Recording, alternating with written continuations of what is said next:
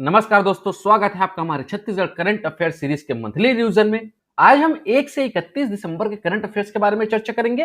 Current affair video की PDF प्राप्त करने के लिए आप हमारे टेलीग्राम से जुड़ सकते हैं। साथ ही साथ इसी तरह की करंट अफेयर वीडियो देखने के लिए सब्सक्राइब करें हमारे इस यूट्यूब चैनल को। चलिए आज के पहले प्रश्न की ओर चलते हैं।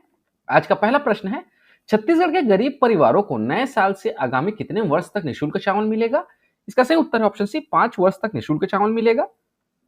प्रधानमंत्री श्री नरेंद्र मोदी की गारंटी के अनुरूप छत्तीसगढ़ में भी गरीब परिवारों को अगले 5 साल तक निःशुल्क चावल देने का निर्णय मुख्यमंत्री श्री विष्णुदेव साय ने लिया है। इसके चलते उचित मूल्य दुकानों से गरीब परिवारों को नए साल से जनवरी 2024 से दिसंबर 2028 तक चावल निःशुल्क मिलेगा। इस फैसले से छत्तीसगढ़ के अंत्योदय, प्राथमिकता, निःशक्तजन और एकल निराश्रित श्रेणी के 67,92,153 पात्र कार्डधारियों को पात्रता अनुसार शासकीय उचित मूल्य दुकानों के माध्यम से निःशुल्क चावल मिलेगा। अगला प्रश्न है, छत्तीसगढ़ में सुशासन दिवस कब मनाया जाएगा? इसका सही उत्तर है ऑप्शन सी, 25 दिसंबर 2023 को मनाया जाएगा। भारत के पूर्व प्रधानमंत्री, भारत रत्न स्वर्गीय श्री अटल बिहारी वाजपेयी की जयंती 25 दिसंबर सुशासन दिवस के रूप में छत्तीसगढ़ राज्य के सभी जिलों व ग्राम पंचायतों में मनाई जाएगी। 25 दिसंबर 2023 को किसानों को बीते 2 वर्ष का बोनस भी दिया जाएगा। अगला प्रश्न है, मुख्यमंत्री श्री विष्णुदेव साय ने 25 दिसंबर को किस खरीफ विपणन वर्ष के धान बोनस की राशि किसानों के खातों में अंतरित की है? इसका सही उत्तर है ऑप्शन सी, 2014-15 और वर्ष 2015-16। मुख्यमंत्री श्री विष्णुदेव साय ने 25 दिसंबर को सुशासन दिवस के अवसर पर खरीफ विपणन वर्ष 2014-15 व वर्ष 2015-16 के धान बोनस की राशि किसानों के खातों में अंतरित की है। छत्तीसगढ़ के 22.95 लाख से अधिक किसानों को 8 साल बाद धान के बोनस का भुगतान होगा। किसानों को 300 रुपए प्रति क्विंटल की मान से 3,716 करोड़ रुपए जारी होंगे। पूर्व प्रधानमंत्री अटल बिहारी वाजपेयी की 25 दिसंबर को जयंती है। इसे सुशासन दिवस के रूप में मनाया जा रहा है। इसका मुख्य समारोह मुख्यमंत्री विष्णुदेव साय के मुख्य आतिथ्य में रायपुर जिले के अभनपुर विकासखंड के ग्राम बेंद्री में होगा। अगला प्रश्न है, हाल ही में छत्तीसगढ़ राज्य सरकार के द्वारा कितने रुपए प्रति क्विंटल धान बोनस का वितरण किया गया है? इसका सही उत्तर ऑप्शन बी, 300 रुपए प्रति क्विंटल के हिसाब से धान बोनस का वितरण किया गया है। छत्तीसगढ़ राज्य में वर्ष 2014-15 में धान प्रोत्साहन योजना के अंतर्गत भारत सरकार द्वारा निर्धारित न्यूनतम समर्थन मूल्य पर उपार्जित धान पर 300 रुपए प्रति क्विंटल धान उत्पादन प्रोत्साहन राशि दी जाती थी। मुख्यमंत्री श्री विष्णुदेव साय ने छत्तीसगढ़ के 11,76,815 किसानों को 3,716 करोड़ रुपए बकाया बोनस राशि का वितरण किया। अगला प्रश्न है, छत्तीसगढ़ का दूसरा टर्फ फुटबॉल ग्राउंड कहां तैयार किया गया है? इसका सही उत्तर है ऑप्शन है, नारायणपुर में किया गया है। बस्तर संभाग का नक्सलगढ़ कहे जाने वाले नारायणपुर जिला मुख्यालय में रामकृष्ण मिशन प्रबंधन ने 4.5 करोड़ रुपए की लागत से प्रदेश का दूसरा टर्फ फुटबॉल ग्राउंड तैयार किया है। फीफा से वेरिफिकेशन के बाद यहां अब अंतर्राष्ट्रीय स्तर के फुटबॉल मैच भी कराए जा सकेंगे। ध्यान रखिएगा दोस्तों, छत्तीसगढ़ का पहला टर्फ फुटबॉल ग्राउंड जगदलपुर के इंदिरा प्रियदर्शनी स्टेडियम में बनाया गया है। अगला प्रश्न है, छत्तीसगढ़ राज्य शासन द्वारा प्रति एकड़ कितने क्विंटल धान खरीदी का आदेश लागू हो गया है? इसका सही उत्तर ऑप्शन बी, 21 क्विंटल धान खरीदी का आदेश लागू हो गया है। प्रधानमंत्री नरेंद्र मोदी जी की गारंटी को राज्य में लागू किए जाने के लिए राज्य शासन द्वारा प्रति एकड़ 21 क्विंटल धान खरीदे का आदेश लागू हो गया है। मुख्यमंत्री श्री विष्णुदेव साय के निर्देशानुसार प्रति एकड़ 21 क्विंटल धान विक्रय लाभ पूर्व में धान बेच चुके किसानों को भी मिलेगा। उल्लेखनीय है कि 21 क्विंटल धान की खरीदी 3100 रुपए प्रति क्विंटल के मान से होने पर राज्य के किसानों को बीते खरीफ विपणन वर्ष की तुलना में इस साल प्रति एकड़ धान विक्रय पर 25,500 रुपए का अतिरिक्त लाभ होगा। राज्य में इस साल वित्तीय वर्ष 2023-24 में 130 लाख मीट्रिक टन धान खरीदी अनुमानित है। अगला प्रश्न है, छत्तीसगढ़ में तेंदू पत्ता का संग्रहण हेतु कितने रुपए प्रति मानक बोरा में खरीदी की जाएगी? इसका सही उत्तर है ऑप्शन सी, 5,500 रुपए प्रति मानक बोरा में खरीदी की जाएगी। छत्तीसगढ़ राज्य में तेंदू पत्ता का संग्रहण हेतु 5,500 प्रति मानक बोरा में खरीदी की जाएगी। वहीं वर्तमान संग्रहण अवधि में 15 दिनों की बढ़ोतरी की जाएगी। इसके अलावा संग्राहकों को 4,500 रुपए तक बोनस, चरण पादुका एवं अन्य सुविधाएं पुनः प्रदान की जाएगी। ध्यान रखिएगा दोस्तों, गौरतलब है कि श्री भूपेश बघेल ने तेंदूपत्ता संग्राहकों के लिए प्रति मानक बोरा की दर 2500 रुपए से बढ़ाकर 4,000 रुपए किए थे। अगला प्रश्न है, प्रधानमंत्री आवास योजना के तहत लंबित कितने लाख घरों का निर्माण पूरा किया जाएगा? इसका सही उत्तर है ऑप्शन सी 18 लाख घरों का। प्रधानमंत्री आवास योजना के तहत लंबित 18 लाख घरों का निर्माण पूरा करने के लिए धनराशि का आवंटन किया जाएगा एवं 2 वर्ष के अंदर राज्य के प्रत्येक घर में पीने का पानी उपलब्ध कराया जाएगा। अगला प्रश्न है, केंद्रीय खाद्य मंत्री श्री पीयूष गोयल ने छत्तीसगढ़ से कितने लाख मीट्रिक टन उष्णक चावल लेने के लिए सहमति दे दी है? इसका सही उत्तर है option C 15 lakh metric ton उष्णक चावल लेने की सहमति दी है। मुख्यमंत्री श्री विष्णुदेव साय के अनुरोध पर केंद्रीय खाद्य मंत्री श्री पीयूष गोयल ने छत्तीसगढ़ से 15 लाख मीट्रिक टन उष्णक चावल लेने के लिए सहमति दी है। अगला प्रश्न है, दुनिया का सबसे छोटा प्राकृतिक शिवलिंग छत्तीसगढ़ में कहां पाया जाता है? इसका सही उत्तर है ऑप्शन ए बस्तर में पाया जाता है। दुनिया का सबसे छोटा प्राकृतिक शिवलिंग बस्तर में पाया जाता है। इसकी लंबाई लगभग 5 मिलीमीटर तक होती है। यह आयुर्वेद में शिवलिंगी के नाम से विख्यात है। इसे कीमती औषधि माना जाता है। यह शिवलिंग शिवलिंगी नाम के आयुर्वेदिक फल के बीज होते हैं। इन फलों का स्थानीय नाम बिलईपोटी है। ज्ञात हो कि छत्तीसगढ़ का सबसे बड़ा मानव निर्मित तथा एक शिवा 1000 साल पुराना शिवलिंग बस्तर के चित्रकोट के घुमर मुंडा पारा में है, जिसकी लंबाई 8 फीट तथा ऊंचाई 5 फीट है। इसे छिंदक नागवंशी राजाओं ने बनवाया था।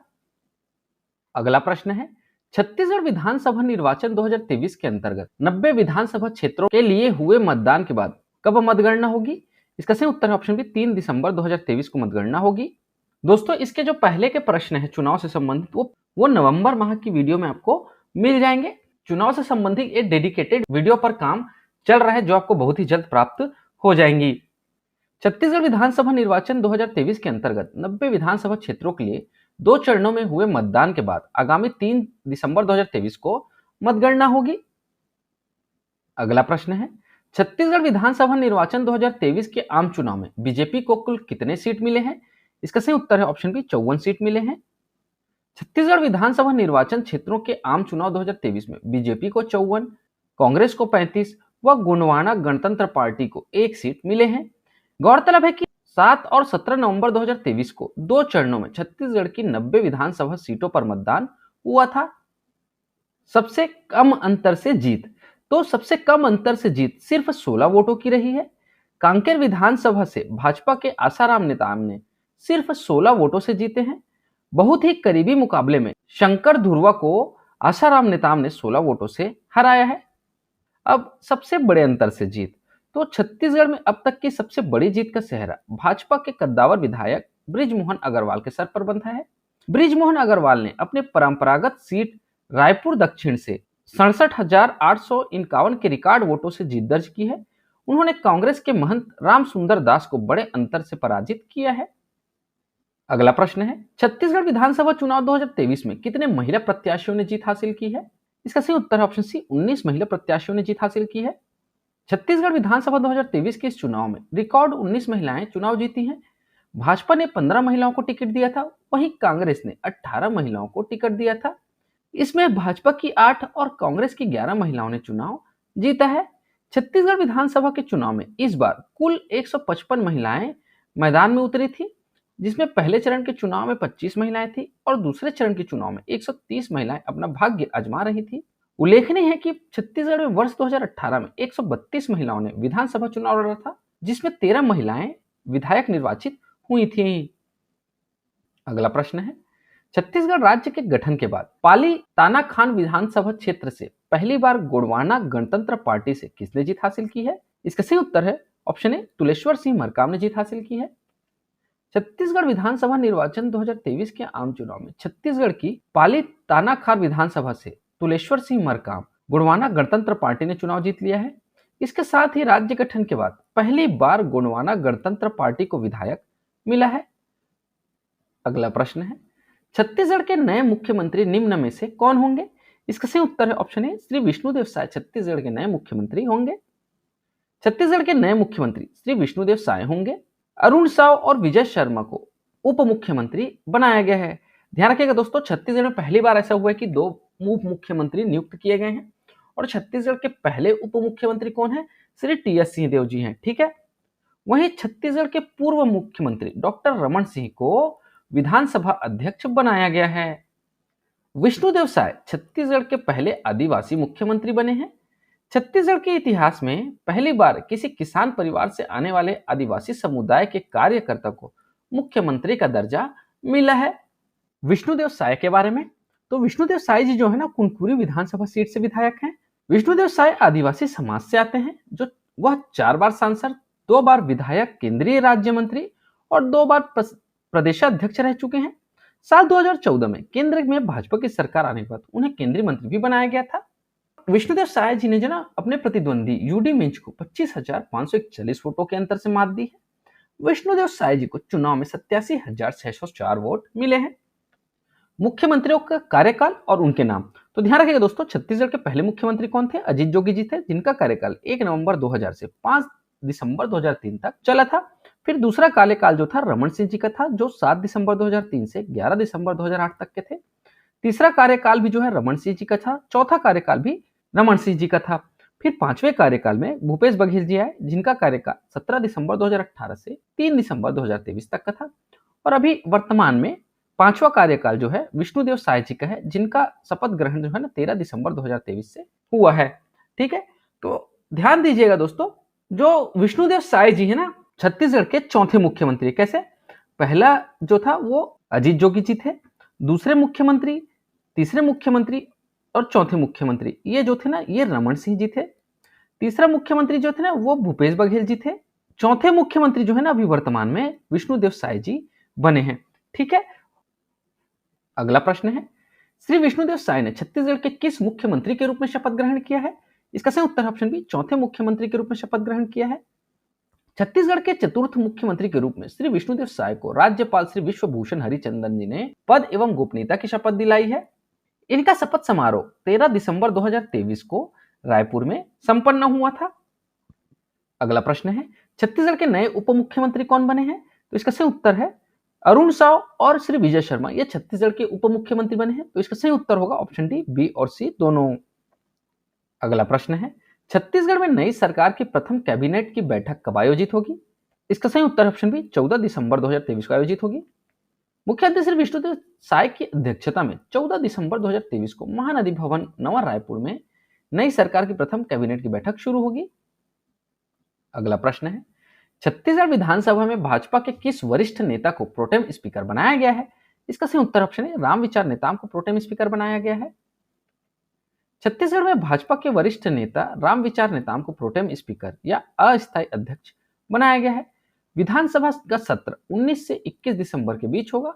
इस दौरान रामविचार नेताम नवनिर्मित विधायकों को शपथ दिलाएंगे और जो रामविचार नेताम है ना वो 6वीं बार विधायक चुने गए हैं।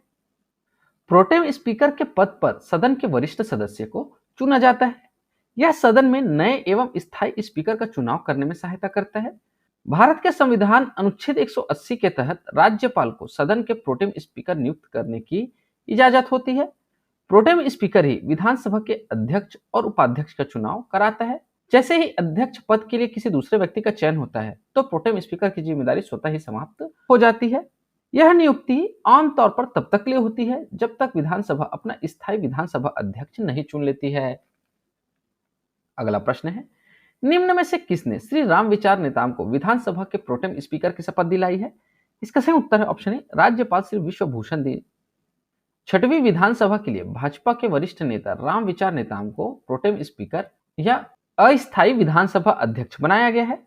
बीजेपी के वरिष्ठ विधायक रामविचार नेताम 17 दिसंबर 2023 को राजभवन में प्रोटेम स्पीकर पद की शपथ लेंगे। राज्यपाल विश्वभूषण हरिचंदन जी ने उन्हें शपथ दिलाई है। श्री रामविचार नेताम छत्तीसगढ़ी में शपथ ली है और वह छत्तीसगढ़ी भाषा में प्रोटेम स्पीकर पद की शपथ लेने वाले प्रथम प्रोटेम स्पीकर बन गए हैं। तो ध्यान रखिएगा दोस्तों, ये भी प्रश्न बन सकता है कि छत्तीसगढ़ में छत्तीसगढ़ी भाषा में शपथ लेने वाले प्रथम प्रोटेम स्पीकर कौन बने हैं? तो रामविचार नेताम जी बने हैं। ठीक है, अगला प्रश्न है, निम्न में से किसे छत्तीसगढ़ विधानसभा नेता प्रतिपक्ष चुना गया है? इसका सही उत्तर है ऑप्शन बी चरणदास महंत जी को नेता प्रतिपक्ष चुना गया है। कांग्रेस के पूर्व विधानसभा अध्यक्ष चरणदास महंत छत्तीसगढ़ विधानसभा में नेता प्रतिपक्ष होंगे।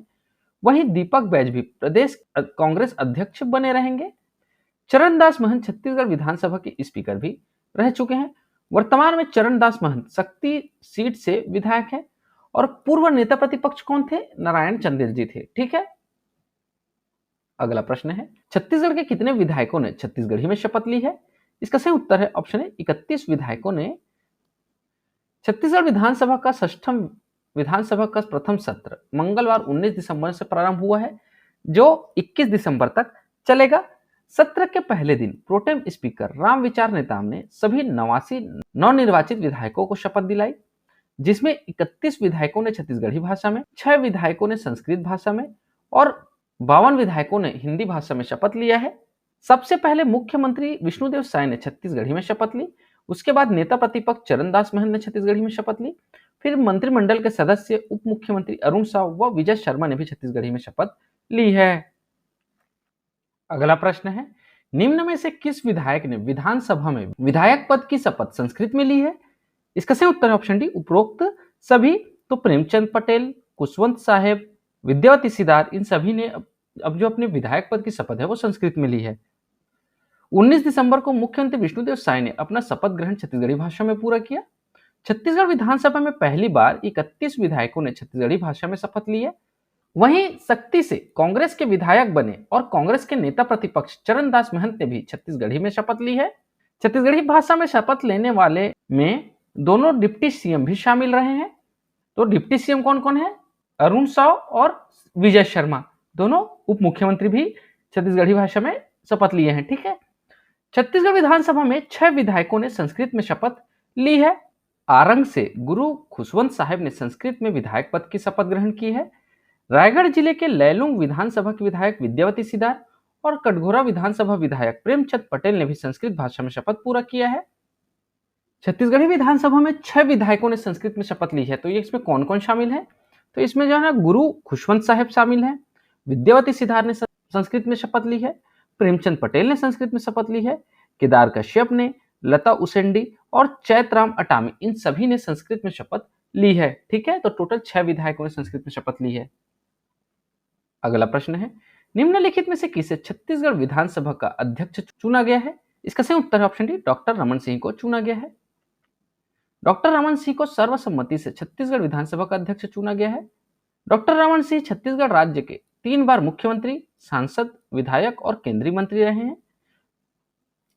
अगला प्रश्न है, छत्तीसगढ़ में भाजपा के नवीन प्रदेश अध्यक्ष कौन बने हैं? इसका सही उत्तर है ऑप्शन है, श्री किरण सिंह देव बने हैं।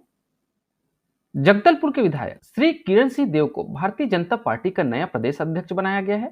वह पहली बार चुनाव जीतकर विधायक निर्वाचित हुए हैं। इससे पहले यह जिम्मेदारी डिप्टी सीएम अरुण साव संभाल रहे थे। अगला प्रश्न है, छत्तीसगढ़ राज्य में निम्न में से किसे मुख्यमंत्री का सचिव नियुक्त किया गया है? इसका सही उत्तर ऑप्शन है, श्री पी दयानंद को नियुक्त किया गया है। छत्तीसगढ़ राज्य में भारतीय प्रशासनिक सेवा के 2006 बैच के अफसर पी दयानंद को मुख्यमंत्री का सचिव नियुक्त किया गया है। पी दयानंद को चिकित्सा शिक्षा सेवा विभाग का अतिरिक्त सचिव की भी जिम्मेदारी दी गई है। अगला प्रश्न है, छत्तीसगढ़ से पहली बार विधायक बनी किस महिला ने मंत्री पद की शपथ ली है? इसका सही उत्तर ऑप्शन है, श्रीमती रश्मि लाजवाड़े ने।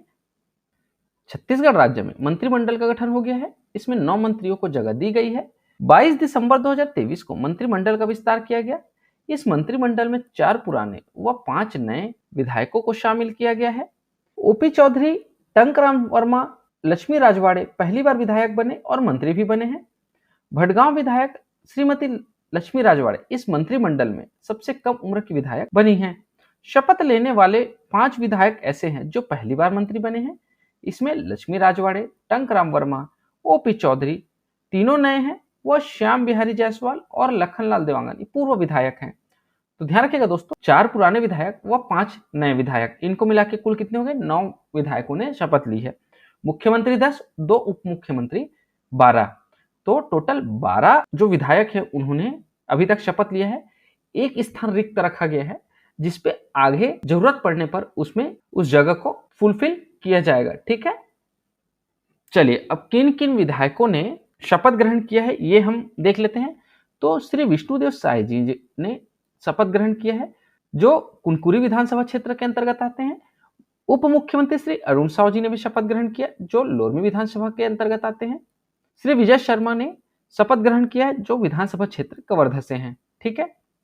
बृजमोहन अग्रवाल विधानसभा क्षेत्र रायपुर दक्षिण से। रामविचार नेताम विधानसभा क्षेत्र रामानुजगंज। दयालदास बघेल विधानसभा क्षेत्र नवागढ़, केदार कश्यप विधानसभा क्षेत्र नारायणपुर, लखनलाल देवांगन विधानसभा क्षेत्र कोरबा, श्याम बिहारी जायसवाल विधानसभा क्षेत्र मनेन्द्रगढ़, ओपी चौधरी विधानसभा क्षेत्र रायगढ़, लक्ष्मी राजवाड़े विधानसभा क्षेत्र भटगांव, टंकराम वर्मा विधानसभा क्षेत्र बलौदाबाजार से मंत्री बने हैं। ठीक है, अगला प्रश्न है, छत्तीसगढ़ मंत्रिपरिषद के विभागों के बंटवारे में निम्न में से कौन सा सुमेलित है? 4 कथन है, इसका सही उत्तर ऑप्शन डी उपरोक्त सभी। तो सभी कथन जो दिए गए हैं वो सुमेलित है। ठीक है, चलिए इसके बारे में हम डिटेल में पढ़ लेते हैं। छत्तीसगढ़ मंत्री परिषद के मध्य विभागों का बंटवारा किए जाने की अधिसूचना छत्तीसगढ़ राजपत्र में 29 दिसंबर 2023 को प्रकाशित कर दी गई है। मुख्यमंत्री श्री विष्णुदेव साय जो विधानसभा क्षेत्र कुनकुरी से हैं, इनको सामान्य प्रशासन, खनिज साधन, ऊर्जा विभाग, जनसंपर्क विभाग, वाणिज्यिक एवं आबकारी विभाग, परिवहन एवं अन्य विभाग जो किसी भी मंत्री को आवंटित नहीं हुआ हो, ये सारे विभाग मुख्यमंत्री श्री विष्णुदेव साय के पास हैं।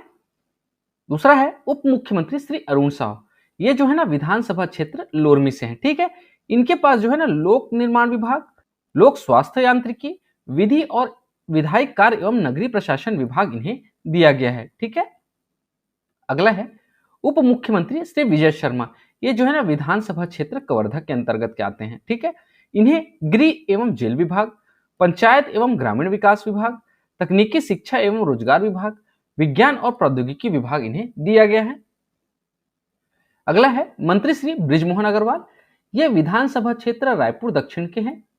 इन्हें स्कूल शिक्षा, उच्च शिक्षा, संसदीय कार्य, धार्मिक न्यास एवं धर्मस्व एवं पर्यटन एवं सांस्कृतिक विभाग इन्हें दिया गया है। मंत्री श्री राम विचार नेताम, ये जो है ना विधानसभा क्षेत्र रामानुजगंज के हैं। इन्हें आदिम जाति विकास विभाग, अनुसूचित जाति विकास, पिछड़ा वर्ग एवं अल्पसंख्यक विकास विभाग, कृषि विकास एवं किसान कल्याण विभाग दिया गया है। अगला है मंत्री श्री केदार कश्यप, तो विधानसभा क्षेत्र नारायणपुर के हैं। वन एवं जलवायु परिवर्तन विभाग, जल संसाधन विभाग, कौशल विकास एवं सहकारिता विभाग जो है वो मंत्री श्री केदार कश्यप जी को दिया गया है। मंत्री श्री दयालदास बघेल, ये जो विधानसभा क्षेत्र नवागढ़ के हैं, इन्हें खाद्य नागरिक आपूर्ति एवं उपभोक्ता संरक्षण विभाग दिया गया है। वहीं मंत्री श्री लखनलाल देवांगन जो कि विधानसभा क्षेत्र कोरबा से हैं, इन्हें वाणिज्य और उद्योग एवं श्रम विभाग दिया गया है।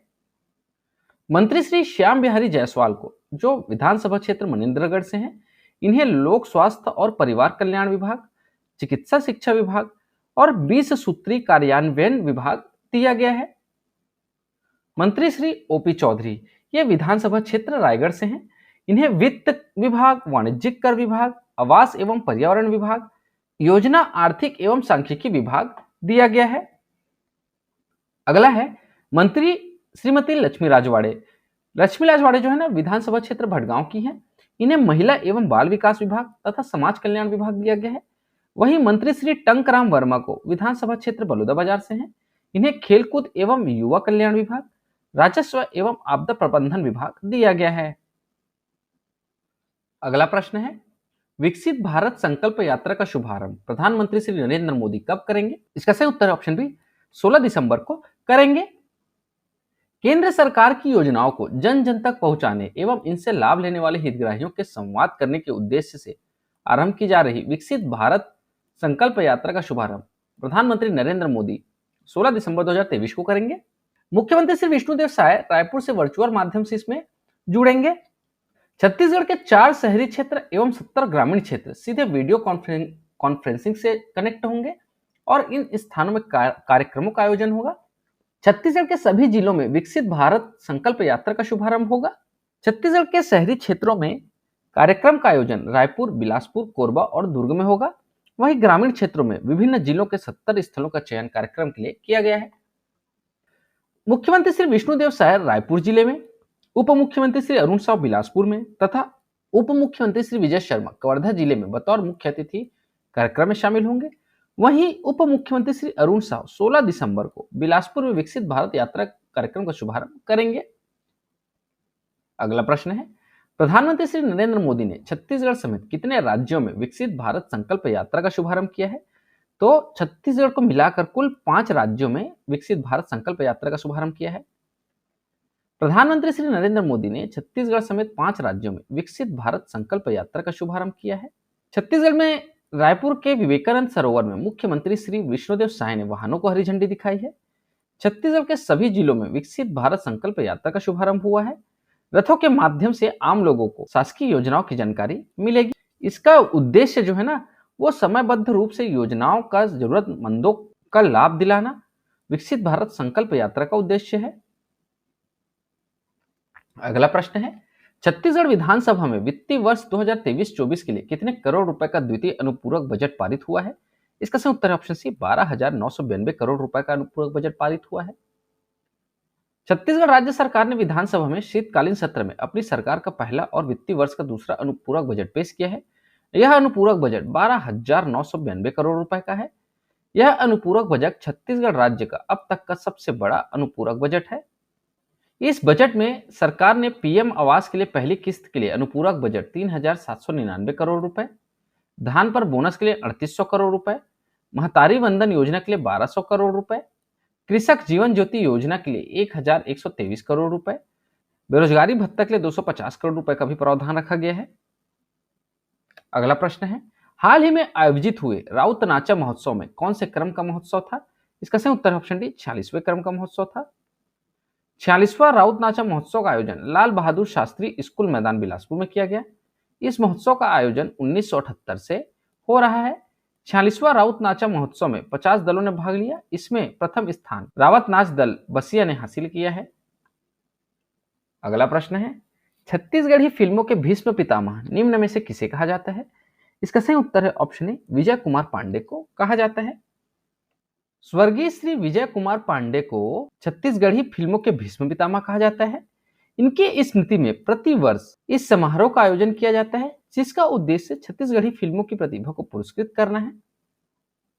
अगला प्रश्न है, अयोध्या में राम मंदिर के उद्घाटन में भोग लगाने हेतु छत्तीसगढ़ से कितने क्विंटल चावल अयोध्या भेजा जाएगा? इसका सही उत्तर है ऑप्शन सी, 3,000 क्विंटल चावल अयोध्या भेजा जाएगा। रामलला की स्थापना 22 जनवरी 2024 को अयोध्या में होगी, जिसमें भोग लगाने हेतु छत्तीसगढ़ से 3,000 क्विंटल चावल अयोध्या भेजा जाएगा। अगला प्रश्न है, अटल मॉनिटरिंग पोर्टल किसने विकसित किया है? इसका सही उत्तर है ऑप्शन ए, चिप्सन ने विकसित किया है। मुख्यमंत्री श्री विष्णुदेव साय ने 25 दिसंबर को सुशासन दिवस के अवसर पर अटल मॉनिटरिंग पोर्टल का शुभारंभ किया है। इस पोर्टल के माध्यम से मुख्यमंत्री सचिवालय शासन की मंशानुरूप योजनाओं को पारदर्शी एवं बेहतर ढंग से क्रियान्वयन पर नजर रखेगा। वर्तमान में 23 विभागों की 35 महत्वपूर्ण योजनाओं की मॉनिटरिंग इस पोर्टल के माध्यम से की जाएगी। अटल मॉनिटरिंग पोर्टल को चिप्स की टीम ने विकसित किया है। अगला प्रश्न है, छत्तीसगढ़ का पहला मंदिर कहां बन रहा है जहां देवी देवताओं की प्रतिमाओं के साथ स्वतंत्रता सेनानियों की तस्वीरें होंगी? इसका सही उत्तर ऑप्शन है, रायपुर में बन रहा है। रायपुर के सदर बाजार के नया पारा स्थित 153 साल पुराने श्री बांके बिहारी मंदिर को नया स्वरूप दिया जा रहा है। 1975 में श्री बांके बिहारी मंदिर ट्रस्ट का गठन किया गया और अभी वर्तमान में इस मंदिर का पुनर्निर्माण कराने का निर्णय लिया गया है। प्रदेश में यह पहला मंदिर होगा जहां देवी देवताओं की प्रतिमाओं के साथ स्वतंत्रता सेनानियों की तस्वीरें लगी होंगी। अगला प्रश्न है, छत्तीसगढ़ में शक्तिपीठ परियोजना में कितने शक्तिपीठों को शामिल किया जाएगा? इसका सही उत्तर है ऑप्शन सी, 5 शक्तिपीठों को शामिल किया जाएगा। शक्तिपीठ परियोजना में छत्तीसगढ़ से 5 शक्तिपीठों को शामिल किया जाएगा।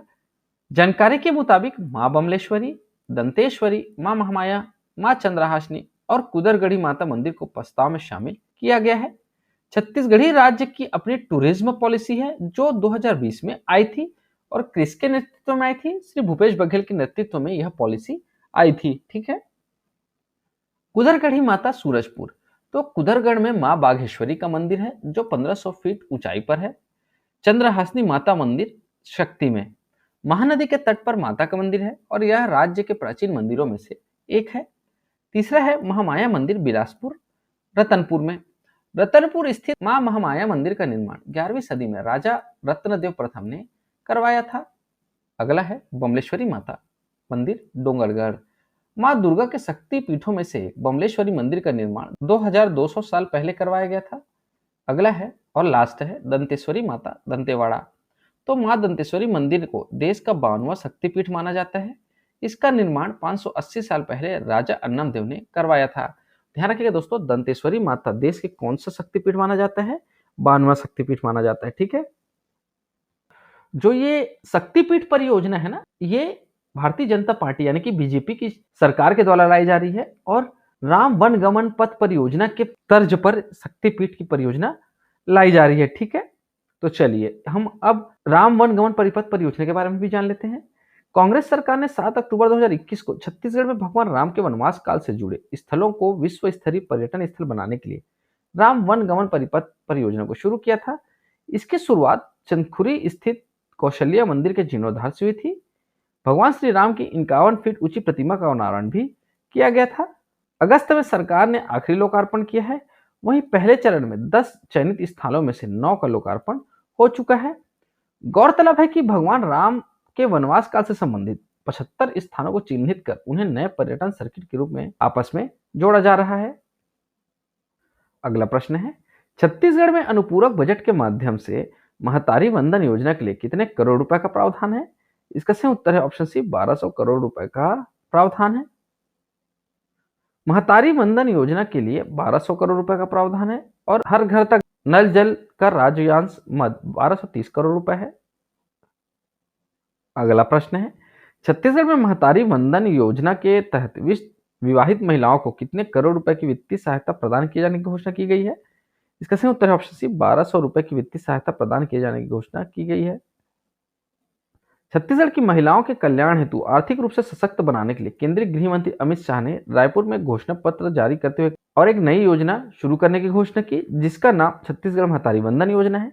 इस योजना के तहत छत्तीसगढ़ की प्रत्येक विवाहित महिला को 12,000 रुपए वित्तीय सहायता प्रदान किया जाएगा।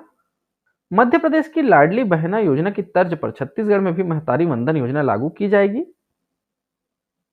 अगला प्रश्न है, भारतीय कृषि अनुसंधान परिषद ICAR ने मुलार्प परियोजना में श्रेष्ठ कार्य के लिए किस विश्वविद्यालय को देश का सर्वश्रेष्ठ केंद्र चुना है?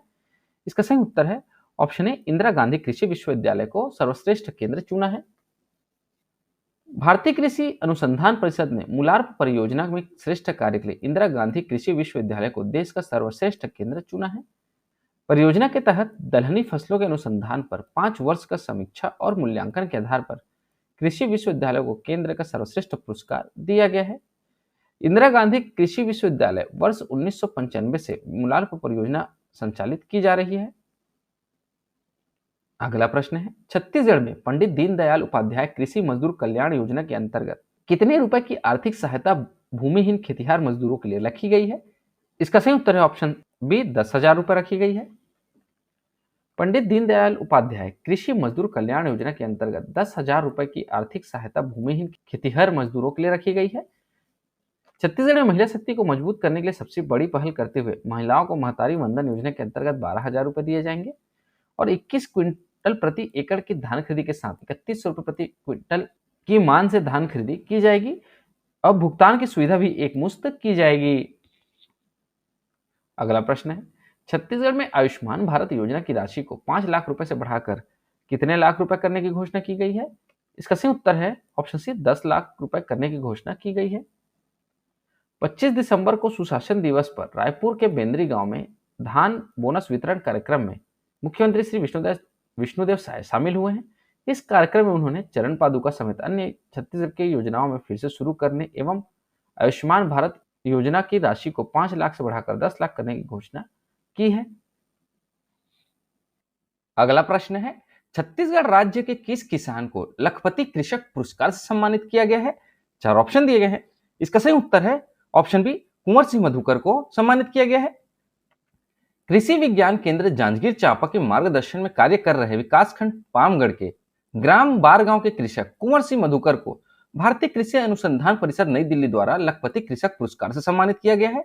उन्हें साग सब्जी की उन्नत कृषि कार्य के लिए सम्मानित किया गया है। ध्यान रहे दोस्तों, देश का सर्वश्रेष्ठ किसान अवार्ड जो है 2022-23 का डॉक्टर राजाराम त्रिपाठी को मिला है और राजाराम त्रिपाठी कहाँ है? कोंडागांव जिला के रहने वाले हैं और वो छत्तीसगढ़ के पहले ऐसे किसान हैं जो हेलीकॉप्टर खरीद रहे हैं। ठीक है, अगला प्रश्न है, छत्तीसगढ़ सिविल सोसाइटी द्वारा कितने बच्चों को वीरता पुरस्कार से सम्मानित किया गया है? इसका सही उत्तर है ऑप्शन डी, 4 बच्चों को सम्मानित किया गया है। मुख्यमंत्री श्री विष्णुदेव साय ने वीर बाल दिवस के अवसर पर प्रदेश के 4 वीर बालक बालिकाओं को उनके साहसिक और वीरतापूर्ण कार्य के लिए सम्मानित किया है।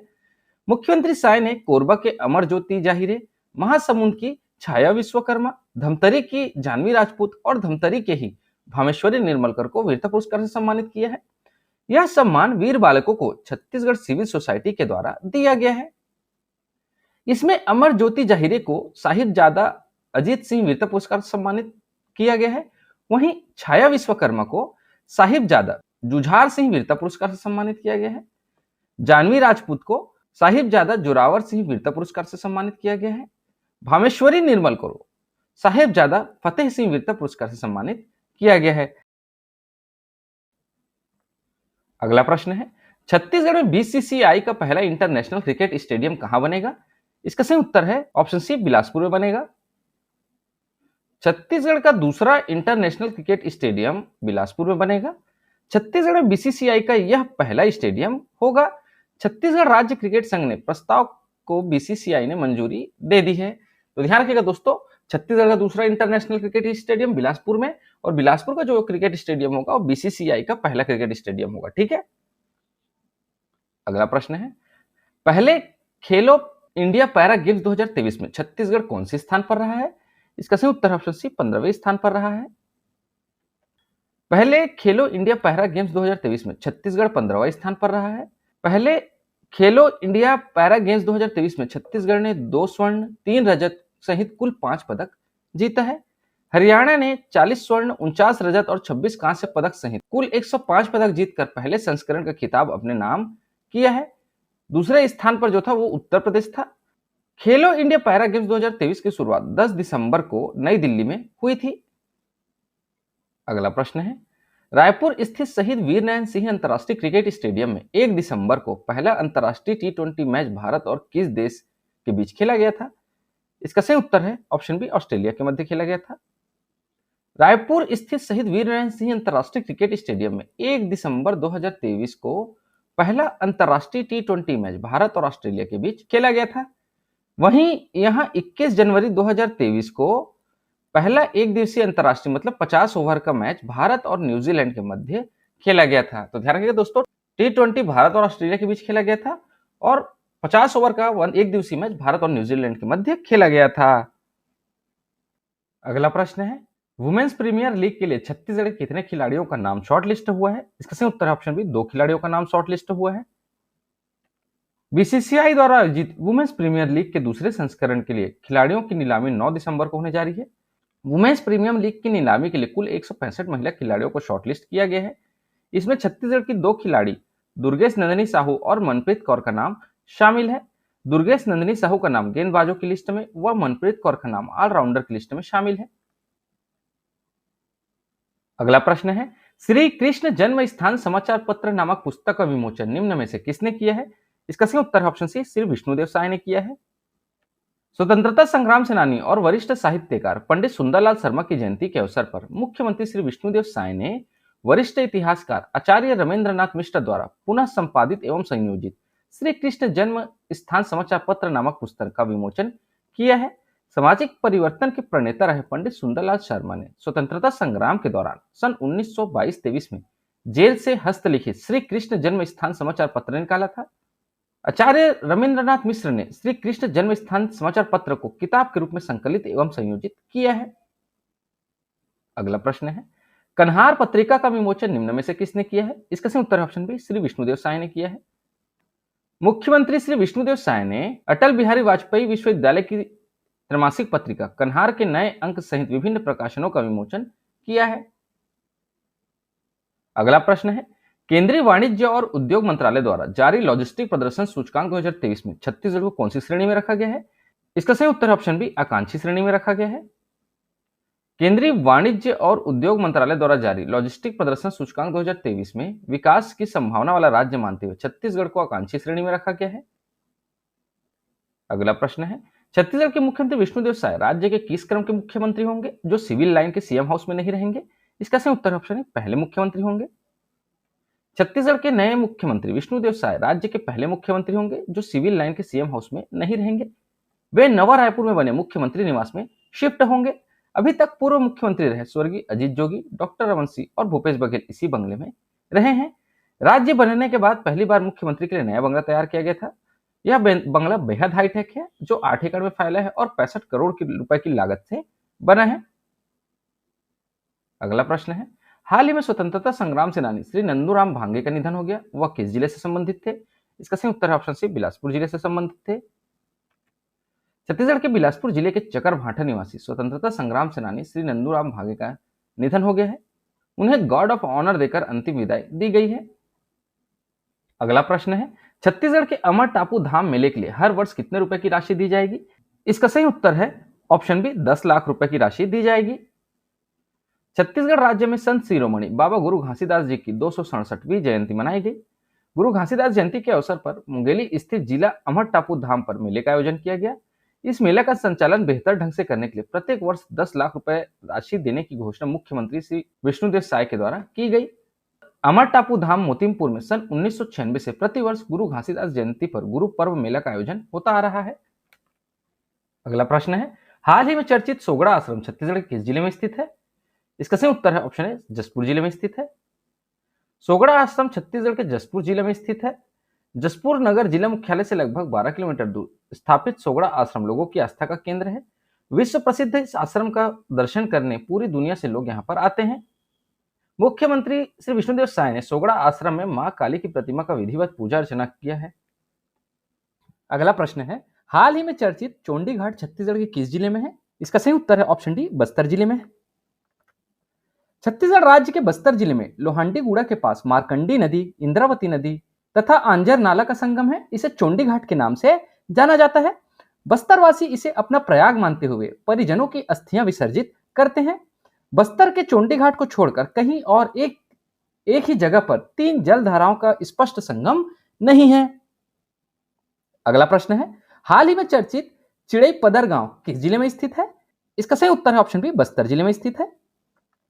गुरु घासीदास जी ने वर्ष 1806 में बस्तर विकासखंड के चिड़ईपदर गांव में पहली धर्मसभा की थी। यहां सतनाम पंथ के चौथे गुरु अगमदास का ससुराल भी है।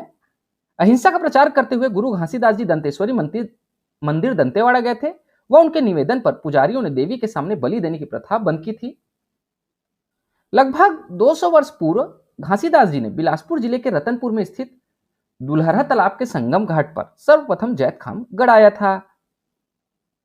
अगला प्रश्न है, हाल ही में चर्चित इंजरम नामक गांव छत्तीसगढ़ के किस जिले में है? इसका सही उत्तर ऑप्शन बी, सुकमा जिले में है। छत्तीसगढ़ के सीमांत बस्तर अर्थात सुकमा जिला का इंजरम नामक गांव इंज ऋषि के कारण विख्यात है। यह वही स्थल है जहां भगवान राम ने अपने वनवास काल के दौरान ऋषि से आशीर्वाद प्राप्त किया था। गौरतलब है कि सुकमा जिले के इंजरम ग्राम का नामकरण इंज ऋषि से हुआ है। यहाँ विभिन्न देवी देवताओं के अलावा सप्त मातृका सहित इंज ऋषि की पाषाण प्रतिमाएं हैं और यहाँ हजारों मूर्तियां बिखरी पड़ी हैं। अगला प्रश्न है, हाल ही में चर्चित कोटमसर गांव यह किस जिले में स्थित है? इसका सही उत्तर ऑप्शन बी, बस्तर जिले में स्थित है। बस्तर जिला के कांगेर घाटी राष्ट्रीय उद्यान के बीच कोटमसर गांव है, जहां गांव को कुदृष्टि से बचाने के लिए डोकरा देव और उनकी पत्नी बासता बुंदीन को काला चश्मा अर्पित करते हैं। इनमें सम्मान में 3 साल के अंतराल में विशेष यात्रा का आयोजन किया जाता है, जिसमें 25 गांवों के देवी देवता आमंत्रित होते हैं। अगला प्रश्न है, निम्न में से किस नेशनल पार्क को यूनेस्को की वैश्विक धरोहर की सूची में शामिल करवाने की प्रक्रिया फिर से शुरू हुई है? इसका सही उत्तर है ऑप्शन बी, कांगेर घाटी नेशनल पार्क को। छत्तीसगढ़ के बस्तर में स्थित कांगेर वैली नेशनल पार्क को यूनेस्को की वैश्विक धरोहर की सूची में शामिल करवाने की प्रक्रिया एक बार फिर शुरू कर दी गई है। नए साल में यूनेस्को की टीम के मेंबर्स पार्क के अवलोकन में आ सकते हैं। जैव विविधता से भरपूर कांगेर वैली नेशनल पार्क में कुटुमसर, कैलाश, दंडक, देवगिरी, शीत गुफा विश्व प्रसिद्ध है। अगला प्रश्न है, इस साल बस्तर जिले के कितने स्कूलों का चयन पीएमश्री स्कूल योजना के लिए किया गया है? इसका सही उत्तर ऑप्शन डी, 8 स्कूलों का चयन किया गया है। स्कूली शिक्षा की गुणवत्ता के साथ ही कौशल विकास की पढ़ाई करवाने को लेकर केंद्र सरकार की पीएमश्री स्कूल योजना बीते साल शुरू की गई है। वहीं इस साल बस्तर जिले के 8 स्कूलों का चयन भी इस योजना के तहत कर लिया गया है। गौरतलब है कि बस्तर जिले से कुल 287 स्कूलों की सूची केंद्र सरकार ने जारी कर इन्हें पीएमश्री योजना में शामिल करने को चिन्हांकित किया था, बट इनमें से 8 स्कूलों का चयन किया गया है। पीएम श्री स्कूल के तहत हर स्कूल को 1.87 करोड़ रुपए की लागत से तैयार किया जाना है, जिसमें 1.24 करोड़ रुपए केंद्र और 63 लाख रुपए राज्य सरकार का अंशदान होगा। अगला प्रश्न है, हाल ही में जसपुर को किस पुलिस रेंज में शामिल कर दिया है? इसका सही उत्तर ऑप्शन है सरगुजा पुलिस रेंज में शामिल कर दिया गया है। छत्तीसगढ़ राज्य शासन ने भूपेश सरकार के एक आदेश में फेरबदल करते हुए मुख्यमंत्री श्री विष्णुदेव साय के गृह जिला जसपुर को सरगुजा पुलिस रेंज में शामिल कर दिया है। इससे पहले यह जिला रायगढ़ पुलिस रेंज में शामिल था। इसकी जगह रायगढ़ रेंज में सारंगगढ़ बिलाईगढ़ को शामिल किया गया है। पिछली सरकार ने रायगढ़ डीआईजी रेंज बनाकर उसमें रायगढ़, शक्ति के साथ ही जसपुर जिला को शामिल किया था। अगला प्रश्न है, छत्तीसगढ़ राज्य में भारतमाला परियोजना ग्रीनफील्ड रायपुर विशाखापट्टनम कॉरिडोर के अंतर्गत छत्तीसगढ़ में पहली 6 लेन सुरंग कहां बन रही है? इसका सही उत्तर है ऑप्शन ए केसकाल वन क्षेत्र में बन रही है। छत्तीसगढ़ राज्य में भारतमाला परियोजना ग्रीनफील्ड रायपुर विशाखापट्टनम कॉरिडोर के अंतर्गत पहली 6 लेन सुरंग बन रही है। सुरंग की लंबाई जो है ना 2.8 किलोमीटर की होगी। बस्तर संभाग के कोंडागांव जिले के केसकाल वन क्षेत्र में पहाड़ियों को काट कर सुरंग बनाई जा रही है। NHAI के अनुसार छत्तीसगढ़ में यह कॉरिडोर 124 किलोमीटर गुजरेगा और यह 3 हिस्से में बन रहा है। इसमें उदंती वन्य जीव अभ्यारण्य क्षेत्र में अप्रतिबंधित वन्य जीव अभ्यारण्य क्षेत्र के लिए 27 पशुओं के निकासी मार्ग एवं बंदरों के लिए 17 छतरियां भी बनाई जा रही हैं। रायपुर विशाखापट्टनम इकोनॉमिक कॉरिडोर के रूप में प्रस्तावित इस एक्सप्रेस वे के तहत छत्तीसगढ़ में 124 किलोमीटर, ओडिशा में 262 किलोमीटर व आंध्र प्रदेश में 100 किलोमीटर सड़क का निर्माण होना है। अगला प्रश्न है, छत्तीसगढ़ राज्य को कुष्ठ मुक्त बनाने कौन से अभियान शुरू करने के निर्देश दिए गए हैं? इसका सही उत्तर ऑप्शन बी कुष्ठ के विरुद्ध युद्ध अभियान। मुख्यमंत्री श्री विष्णुदेव साय ने राज्य को कुष्ठ मुक्त बनाने जल्दी ही कुष्ठ के विरुद्ध युद्ध अभियान शुरू करने के निर्देश दिए हैं। अगला प्रश्न है, निम्न में से किसे छत्तीसगढ़ माध्यमिक शिक्षा मंडल का अध्यक्ष बनाया गया है? इसका सही उत्तर ऑप्शन बी मनोज कुमार पिंगुआ को बनाया गया है। IAS अधिकारी मनोज कुमार पिंगुआ को माध्यमिक शिक्षा मंडल का अध्यक्ष बनाया गया है। वे वर्तमान में वन विभाग के प्रमुख सचिव हैं। उनके पास गृह एवं जेल विभाग तथा प्रमुख आवासीय आयुक्त का अतिरिक्त प्रभार भी है। आज के मंथली वीडियो में इतना ही दोस्तों। आशा करता हूं आपको हमारी वीडियो पसंद आई होगी। अगर आपको हमारी वीडियो पसंद आती है लाइक करें, शेयर करें और हमारे इस चैनल को सब्सक्राइब करें। इस वीडियो को देखने के लिए आपका बहुत बहुत शुक्रिया। Thank you very much.